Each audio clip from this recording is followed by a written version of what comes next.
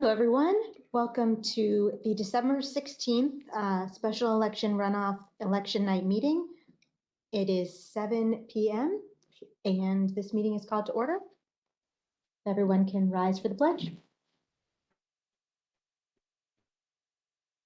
To the flag of the United States of America and to the republic for which it stands, one nation, under God, indivisible, with liberty and justice for all. Thank you. And first order of business is the approval of the agenda. Are there any questions or changes to the agenda for the evening? And if not, is there a motion to approve? So moved. Thank you. Is there a second? Second. And it has been approved and properly seconded. All those in favor? Aye. Aye. And all those opposed? Sounds like it passes 5-0, and we will move into the director's election night reports. Good evening, board. Good evening. Good morning. Good morning. Does seem like morning. All right, so we have arrived at the last one for 2025. It's been a long journey, but I'm happy we arrived here. So I pulled the numbers as of 6:55. So again, these are unofficial results. For absentee, for advance in person, we ended up with 1,864. That was a Monday through Friday early voting schedule. And we kind of reverted back to our normal trend where the last day is the busiest day. So Friday was 559. For absentee by mail, we received back 27, but we accepted 25. There was one provisional that needed to be returned by 7 p.m. and as of 6:55, we had not received it. So that's a total of 25, putting us at a grand total for absentee at 1,889. Election day. Okay, so our total number of registered voters is 87,261. We saw today, as of 6:55, 1,891. That's roughly 2.16%. For today. For today. Very, very close with the 5 days of AIP. Only two different. So it's like a 4.3% turnout. Unofficially total 3,780. So that's 4.3%. And just for a comparison, on election day for November 18th, we saw 3,814. So It's a little less. a little less. I did add in a couple. Smyrna 6A, the American Legion, and Smyrna 4A, the Little Cottage, were our busiest locations today. And then I just want to throw in that as of 6:55, Thompson Community Center had 0 of their 51 or whatever it was. Are you serious? Maybe people were afraid. I kept my eye on that one.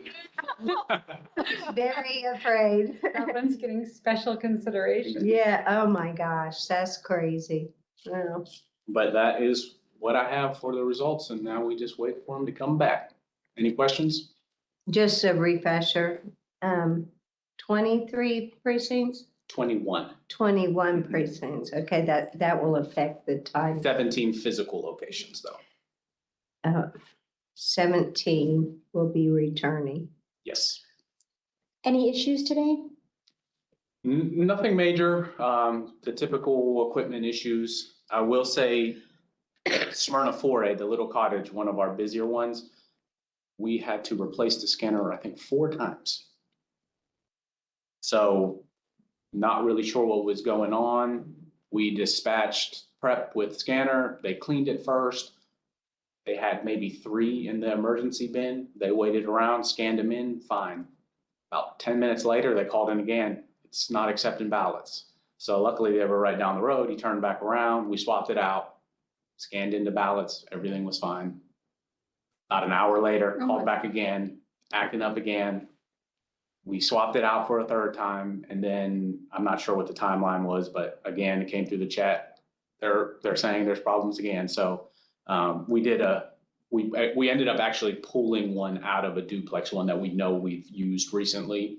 So we deployed that one, and that was the lucky number 4 was the one that got them Wow. through the end of the night. But they made sure they reconciled their numbers. At the time, it was about 120 voters, and there was 120 on the count, 120 on the scanner. So we made sure everything was good with that. So we'll have 4 different memory cards for that precinct? No, it's the same set of memory cards. That was my concern, was maybe it's something to do with the memory cards, but no, it wasn't. Basically, we're just swapping the device out, but the memory cards go back inside of it. Now, they'll have to have a tape with different serial numbers for each one. I was gonna say, so how will that relate back to the scanner IP address or whatever, however you identify as scanner?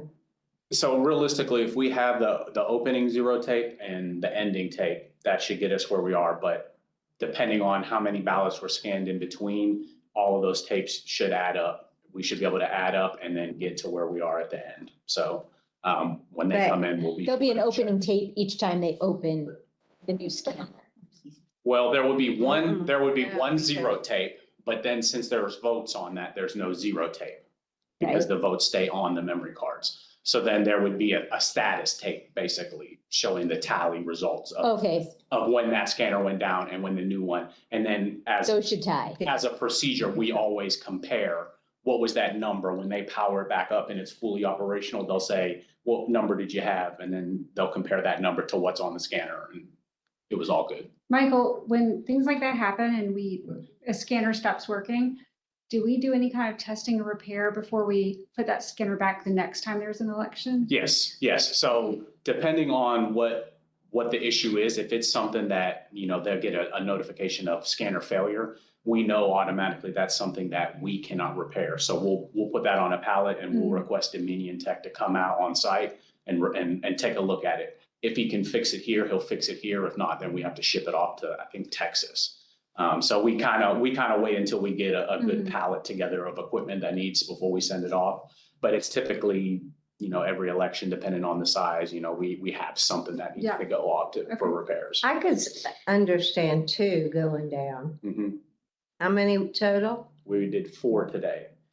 They did mention that the block, the adapter was really hot. So we're not sure if that had something to do with it. I just don't know why that wouldn't accept ballots. I don't see how that would be connected, but they did end up replacing the power block and the scanner, and then it got it through the rest of the day, which, was a few hours, 3 hours, I think, so. Maybe it was intermittent power going to the scanner. Could be.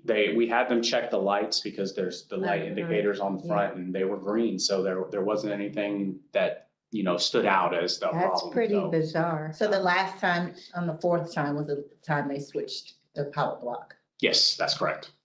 so not the But previous. the numbers matched each time they did it.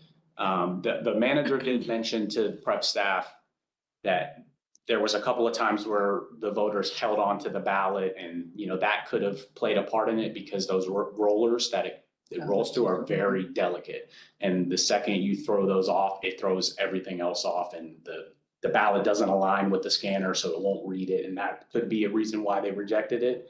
But without getting somebody to pop it open and look at it, we really don't know. So that's why. Maybe you plenty of can backups. replicate it when you get them back. Yes, that's a part of our reset. Yeah. Anything that we See if you can. know for replicate. sure we can't fix, we'll take a look at it and Put see. the old power block on it when you do it, Mhm, and then the new power block. Sure. and mhm. Abracadabra. Hopefully it's that simple. Great. Well, thank you. Any other questions or comments? Is there a motion to go into recess until the election is complete? I make a motion that we recess until election results are complete. Is there a second? Second. All those in favor? Aye. Aye. Motion passes. We are in recess at 7:10 PM. Signing off.